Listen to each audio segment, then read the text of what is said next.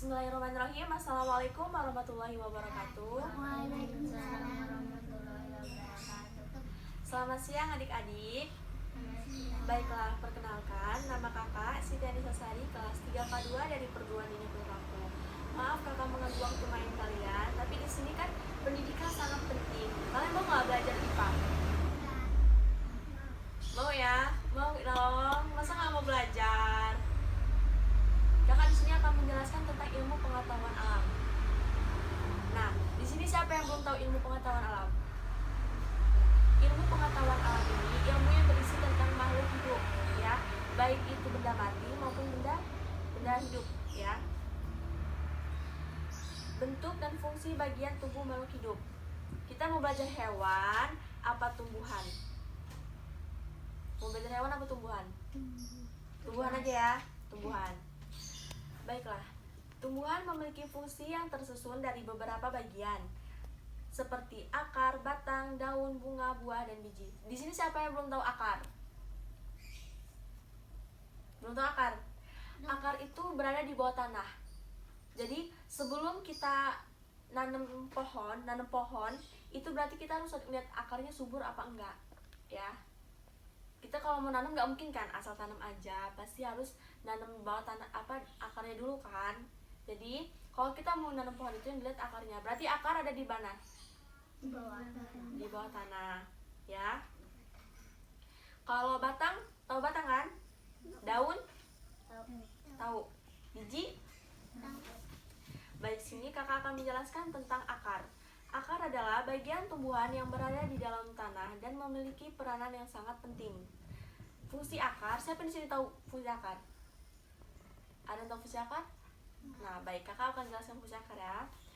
Fungsi akar merupakan menopang tubuh tumbuhan agar dapat berdiri kokoh. Jadi kalau nggak ada akar, pohon nggak bakal berdiri kokoh, ya. Ngerti kan? Sebagai tempat penyimpanan cadangan makanan, mengangkut air dan unsur hara dari akar ke seluruh bagian tumbuhan. Jadi akar ini nyebarin air dari akar ke batang, ke daun, ke biji, ke buah, ya. Dan tudung akar berfungsi untuk melindungi akar ketika menembus tanah. Rambut akar atau bulu akar berfungsi untuk menyerap air dan mineral dari dalam tanah. Akar terdapat menjadi dua bagian. Ada yang tahu? Akar terdapat menjadi dua bagian, akar tunggang dan akar serabut. Jadi kalau akar tunggang itu akarnya cuma satu, tapi kalau akar serabut itu kayak kangkung. Tahu kangkung kan? Akar kangkung itu dia banyak, jadi itu disebut akar serabut. Baik, yang kedua adalah batang. Batang merupakan bagian tumbuhan yang menyangga tumbuhan agar dapat berdiri tegak. Begitupun fungsi batang dan akar itu sama ya. Agar batang bisa berdiri tegak itu karena akar, dan begitu pun batang juga harus berdiri tegak karena ada akar yang melindunginya, ya. Terdapat beberapa jenis batang, yaitu batang lunak, batang keras, batang bercabang, dan batang tidak bercabang. Fungsi batang adalah sebagai tempat cadangan makanan, sama kan kayak akar tadi kan, sebagai tempat mengangkut air mineral dan zat hara dari akar ke daun, serta sebagai tempat tumbuhnya daun, bunga, dan buah.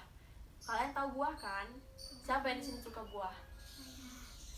Suka buah apa? Kalau Amel?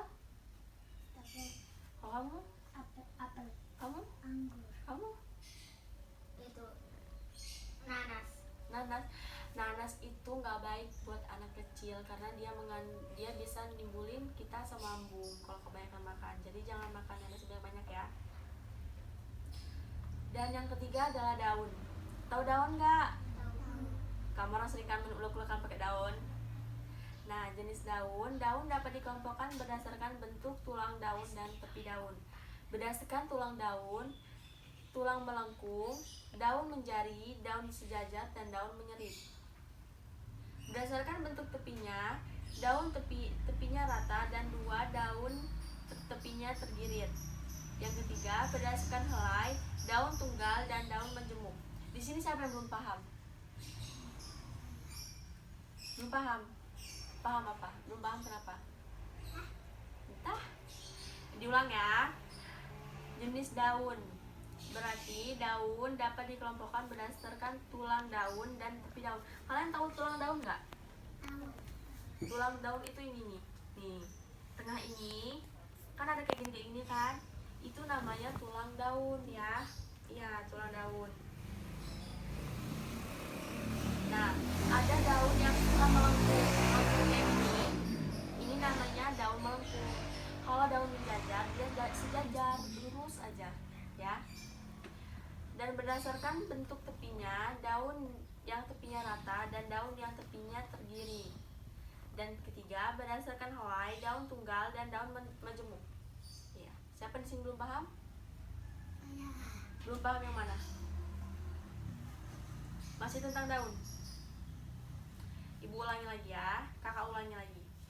Daun dapat dikelompokkan berdasarkan bentuk tulang daun dan tepi daun. Berdasarkan tulang daun, daun melengkung, daun menjari, dan daun sejajar, dan daun menyirip. Berdasarkan tepinya, daun yang tepinya rata dan daun yang tepinya tergiri. Berdasarkan helai, daun tunggal dan daun majemuk. Nah, kita langsung ke fungsi daun ya, biar kamu orang ngerti. Fungsi daun merupakan sebagai tempat untuk melakukan fotosintesis, yaitu pembuatan makanan pada waktu siang hari. Berarti dia fotosintesis itu dia memerlukan cahaya matahari. Kamu orang sering kan kalau pagi disuruh nyiram bunga, biar dia fotosintesisnya lancar, kena matahari, ya. Jadi kalau dia nggak ada matahari, tumbuh-tumbuhan itu bakal mati. Kalau nggak disiram air juga, tumbuh-tumbuhan itu bakal mati. Dan yang kedua, sebagai tempat terjadinya penguapan air transpirasi dan sebagai alat pernapasan pertumbuhan melalui mulut daun atau stomata. Jadi daun ini bisa bernapas. Jadi kamu orang jangan asal robek daun, kan nanti dia nangis, kasihan kan, ya. Daun juga bisa bernapas. Ternyata nggak cuma kita yang bisa bernapas. Yang keempat, bunga. Siapa yang di sini suka bunga? Saya. Ya.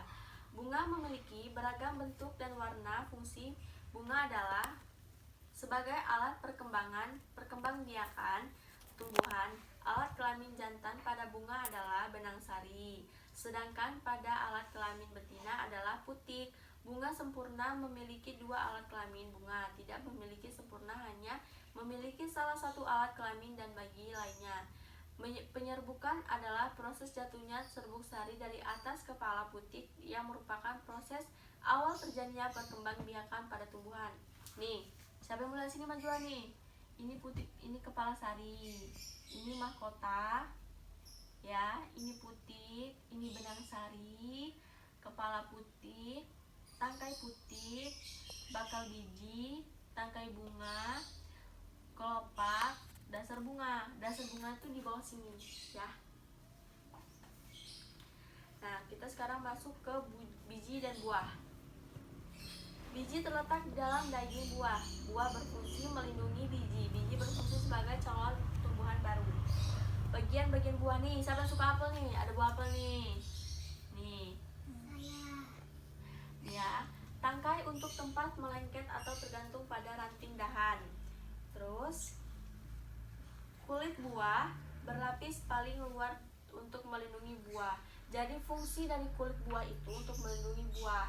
Makanya kamu orang kalau makan pisang, makan apel, makan apapun itu harus dikupaskan. Karena kita nggak tahu, ataupun dicuci. Karena kita nggak tahu kan fungsi kulit itu kan untuk melindungi. Fungsi kulit itu udah terkena kotoran-kotoran kan. Jadi harus dicuci dulu atau dikupas ya. Dan biji bagian tumbuhan yang berada di dalam buah. Biji itu berada di mana biji? Baiklah, sekarang kita lanjut ke hewan berdasarkan jenis dan makanannya ya.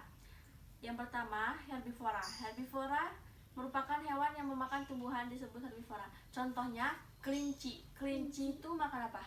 Wortel. Nah, berarti itu hewan herbivora karena dia makan tumbuhan. Sapi makan apa? Rumput termasuk tumbuhan. Jadi dia, sapi, kelinci, dan teman-temannya termasuk hewan herbivora. Hewan jenis ini memakan berbagai daunan, umbi-umbian, biji-bijian, dan buah-buahan. Herbivora mempunyai paruh dan gigi yang khusus. Gigi gerahannya memiliki permukaan yang lebih luas dan untuk menggigit makanan. Gigi geraham itu gigi bagian belakang. Ya, pernah lihat gigi sapi kan gede. Nah, itu namanya gigi geraham. Sedangkan gigi serinya berfungsi untuk memotong makanan sebelum dikunyah. Yang kedua, karnivora. Kelompok hewan yang hanya memakan daging disebut karnivora. Nah, karnivora ini contohnya singa. Singa, harimau itu makan daging kan, buaya itu makan daging. Daging hewan. Berarti dia disebut hewan karnivora. Hewan jenis ini memiliki penglihatan yang tajam. Kayak buaya itu kan kalau malam dia ngelihatnya terang banget kan. Kalau kita kan malam ngeliat nggak terang kan, karena dia memangsa buasnya. Indera pembau dan pendengaran yang baik untuk menangkap mangsanya. Kayak kita kalau ngeliat harimau kita harus diam pelan-pelan jalannya kan.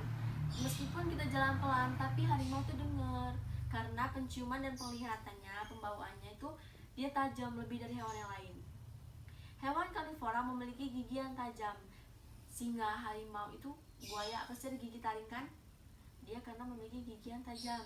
Gigi taring yang besar dan gigi geraham yang tajam. Gigi taringnya juga besar. Terus hewan yang ketiga, omnivora. Omnivora adalah jenis hewan pemakan segala baik tumbuhan atau daging. Jadi omnivora ini makan dua-duanya. Mau itu daging, tumbuhan, itu tetap dimakan. Nah, burung, kita sekarang membahas burung ya. Burung itu ada paruh, mata, sayap, ekor, kaki. Paruh itu di mananya burung? Ya, benar. Kalau mata? Kalau kaki burung tahu ya, sayap burung tahu kan? Ekor burung tahu. Nah, seluruh tubuh burung ditutupi oleh bulu sebagai pelindung tubuhnya dari udara sekitar. Bulu akan melindungi tubuh burung dari udara dingin ketika musim hujan. Jadi kalau hujan, burung itu sering ini nyemput-nyemput di pohon-pohonan, ya kan? Nah, fungsi bulunya itu untuk melindungi tubuh dia. Seperti kulit kita. Kulit kita ini fungsinya untuk melindungi daging kita kan. Dan paruh berfungsi untuk mengambil makanan sesuai dengan jenis makanannya. Fungsi paruh itu sama kayak mulut, tapi fungsinya kalau paruh itu dia agak moncong. Nah, kalau mulut kita kan nggak moncong kan, sama-sama buat untuk mengambil makanan dan mengunyah makanan. Ekor berfungsi untuk menjaga keseimbangan ketika terbang. Jadi kalau dia nggak ada ekor, dia nggak bisa terbang. Ya, dia kalau nggak ada ekor dia nggak bisa terbang. Saya berfungsi sebagai alat gerak atau terbang. Ya, kalau burung, semua burung pasti punya sayap. Saya kalau dia nggak ada sayap dia nggak terbang ya. Kaki berfungsi untuk mencengkeram mangsa untuk berjengker. Jadi kalau dia berantem, salah satu fungsinya yang buat dia mukul temennya, lawannya itu adalah kaki. Baiklah, sekarang kita membahas tentang kucing. Tubuh kucing terdiri atas 3 bagian, yaitu kepala, badan, dan alat tubuh untuk bergerak. Bagian kepala berdiri atas mata, telinga, hidung, mulut. Badan terdiri atas perut, sementara anggota tubuh untuk bergerak terdiri atas kaki dan ekor. Fungsi mulut dan gigi kucing itu untuk mengunyah makanan, hidung untuk mencium, kaki untuk bergerak dan berjalan, ekor untuk menjaga keseimbangan, perut untuk mencerna makanan, telinga untuk mendengar, mata untuk melihat. Nah, sekarang kita kembali ke ikan. Ikan merupakan hewan yang hidup di air. Ikan bernafas dengan insang. Berikut adalah bagian-bagian ikan dan fungsinya. Ekor untuk bergerak dan mengubah arah gerak. Mata untuk melihat. Lubang hidung untuk mencium bau.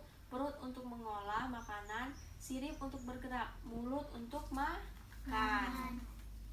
Sebenarnya semua hewan ini sama, tapi ada beberapa bedanya fungsinya, fungsi dan bentuknya, ya kan? Kalau ulet jalannya pakai apa? Ulet nggak punya kaki. Ulet jalannya pakai perut, ya. Nah, ulet itu kan dia dari ulat terus ke kepompong menjadi kupu-kupu. Kan besar banget kan kuasa Tuhan ini. Dia dari nggak punya sayap, dia dari cuma sekecil ini bisa punya sayap, bisa terbang, kan kepompong, ya kan? Sekarang kita belajar tentang siklus hidup tanpa metamorfosis. Pada proses ini, hewan tidak mengalami perubahan bentuk tubuh yang sangat berbeda, tetapi hanya mengalami perubahan tinggi atau berat, ya. Jadi hewan tuh nggak berubah, kucingnya tetap jadi kucing, tapi hanya berubah jadi dia kecil dari bayi ke besar menjadi induk itu. Dia darinya pendek menjadi tinggi. Sedangkan siklus hidup dengan metamorfosis sempurna merupakan perubahan yang sangat berbeda bentuknya dibandingkan pada saat lahir. Perubahan ini mengalami proses secara bertahap. Berubahnya nggak langsung, dia langsung bertahap, pelan gitu. Proses secara bertahap metamorfosis sempurna antara lain terjadi pada katak, nyamuk, kupu-kupu, dan lalat. Berarti metamorfosis ini berubah pada katak, nyamuk, kupu-kupu, dan lalat ya. Metamorfosis tidak sempurna merupakan perubahan hewan yang terlihat tidak terlalu berbeda bentuknya ketika lahir hingga setelah dewasa. Metamorfosis ini terjadi pada belalang, kecoa, jangkrik, dan belalang nimfa. Gaya adalah tarikan dan dorongan segala sesuatu yang menyebabkan benda bergerak di sekitar. Tulang adalah alat gerak pasif karena tidak mampu melakukan suatu gerakan tanpa adanya gerakan otot. Otot mana otot? Ya. Gerakan tulang akan mengikuti gerakan otot. Tulang dalam tubuh akan membentuk kerangka. Fungsi kerangka adalah sebagai tempat melekatnya otot, sebagai alat gerak pasif, menegakkan tubuh agar bisa berdiri, membentuk tubuh, serta melindungi tubuh dan organ penting tubuh. Yang kedua, otot. Otot merupakan jaringan yang terdapat dalam tubuh yang berfungsi sebagai alat gerak aktif untuk membantu tulang ketika bergerak. Terdapat 3 jenis otot, yaitu otot polos, otot jantung, otot lurik. Yang ketiga, sendi. Hubungan antara tulang yang satu dengan yang lain ini disebut sendi. Sendi yang pertama adalah sendi engsel. Sendi ini seperti engsel pintu, memungkinkan tulang bergerak, naik dan turun. Sendi engsel terdapat pada lutut, siku, dan hubungan antara ruas. Lutut mana lutut? Siku. Ya. Yang kedua, sendi pelana. Sendi pelana terdapat pada tulang pangkal ibu jari. Ibu jari mana? Mana jempol ya. Ibu jari tangan dan tulang pergelangan tangan. Pergelangan tangan? Ya. Tugasnya melakukan gerakan ke belakang, ke depan, dan ke samping. Yang ketiga, sendi peluru. Sendi peluru merupakan sendi paling luas karena menyebabkan tulang terdapat bergerak ke arah segala arah. Sendi peluru terdapat di antara tulang lengan, tulang bahu, di antara tulang paha dan tulang pinggul. Yang keempat, sendi putar. Sendi putar dapat melakukan gerakan berputar. Sendi putar berada di antara tulang leher pertama dan kedua. Tulang leher mana tulang leher? Yang kelima, sendi geser. Sendi geser terdapat pada tulang pergelangan tangan dan tulang pergelangan kaki. Baik, yang sekarang kita masuk ke dalam organ pernafasan makhluk hidup. Kita di sini nafas nggak? Ini fungsinya untuk apa? Di dalam hidung itu ada bulu. Bulunya fungsinya untuk apa? Untuk menyaring kotoran agar tidak masuk ke paru-paru. Nah, salah satu ciri makhluk hidup adalah bernafas. Bernafas adalah menghirup dan menghembuskan udara menggunakan alat pernafasan. Contohnya hidung. Oleh karena itu, kita harus selalu menjaga organ pernafasan untuk kelangsungan hidup kita. Jadi kalau kita nggak nafas, berarti kita mati. Yang pertama, hidung. Hidung merupakan organ pernapasan pertama yang dilalui oleh oksigen. Dalam hidung terdapat selaput lendir dan berfungsi untuk menjaga kelembapan dan bulu hidung untuk menyaring kotoran sehingga udara yang masuk tetap bersih. Yang kedua, tenggorokan. Tenggorokan di sini kan. Jadi kalau kamu orang pilek, otomatis kamu napasnya pakai tenggorokan kan? Pakai mulut. Dia masuk ke tenggorokan. Tenggorokan merupakan alat pernapasan yang menghubungkan hidung dengan paru-paru. Pada bagian atas tenggorokan terdapat jakun. Jakun. Dan jakun itu ada pada laki-laki. Kalau kita cewek nggak ada ya. Pita suara dan epiglotis. Epiglotis berfungsi untuk mengatur makanan agar masuk ke tenggorokan dan udara masuk ke tenggorokannya. Yang ketiga, trakea. Trakea merupakan organ pernafasan yang tersusun dari tulang rawan berbentuk bulat. Yang keempat, bronkus. Pada tenggorokan bagian bawah terdapat 2 cabang, yaitu bronkus kiri dan bronkus kanan. Bronkus berfungsi sebagai tempat keluar masuknya udara dari paru-paru. Bronchilius. Cabang dari bronkus adalah bronchilius, yaitu saluran halus yang dindingnya tipis. Alveolus adalah bronchilius, terdapat gelombang-gelombang kecil yang disebut alveolus ya. Paru-paru adalah organ inti pernafasan yang terletak pada rongga dada, tepatnya di antara diafragma. Terdapat paru-paru kiri dan kanan. Diafragma adalah sekat rongga badan yang membatasi paru-paru, yaitu bagian kanan dan bagian kiri. Proses pernapasan pada manusia. Terdapat dua faktor pernapasan manusia, yaitu inspirasi dan ekspirasi. Inspirasi adalah proses menghirup oksigen ketika kita menarik nafas. Otot diafragma dan berkontraksi sehingga rongga dada mengembang, lalu tekanan dalam rongga dada tersebut akan berkurang sehingga udara akan masuk. Ekspirasi yaitu proses pengeluaran karbodioksida atau pengeluaran nafas. Ketika proses ekspirasi, otot diafragma akan melemas. Keadaan ini menyebabkan rongga dada menjadi mengecil sehingga tekanan di rongga dada naik dan membuat udara tersebut tertekan keluar. Nah, di sini ada yang mau nanya nggak? Udah jelas semua? Kita masuk ke organ pernapasan pada hewan ya. Ini hanya sedikit.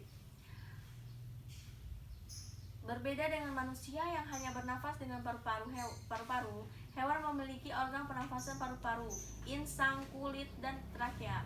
Jadi kulit ini bisa digunakan buat bernafas juga. Kalian nggak tahu kan hewan apa yang bisa bernafas sama kulit? Cacing bernafas dengan seluruh permukaan kulitnya. Jadi cacing ini bernafas dengan seluruh permukaan kulitnya. Makanya kulitnya tipis banget kan? Oleh karena itu permukaan kulit cacing selalu basah agar pertukaran oksigen dan karbodioksida dapat terjadi. Ikan alat pernapasannya adalah insang. Air yang mengandung oksigen masuk melalui mulut kemudian mengalir ke insang. Saat itu terjadilah pertukaran oksigen dan karbodioksida. Yang ketiga, katak bernafas dengan paru-paru sama seperti manusia. Yang keempat, reptil bernafas melalui hidung mulut. Yang kelima, burung. Alat pernapasan burung terdiri atas lubang hidung tenggorokan, bronkus, paru-paru, dan kantung udara. Ketika burung sedang hinggap, bernapas terjadi karena gerakan tulang dada yang menyebabkan udara keluar dan masuk paru-paru. Nah, baiklah anak-anak, sekian materi dari kakak. Semoga bermanfaat. Ada yang mau tanyakan? Baiklah, kakak akhiri. Wassalamualaikum warahmatullahi wabarakatuh.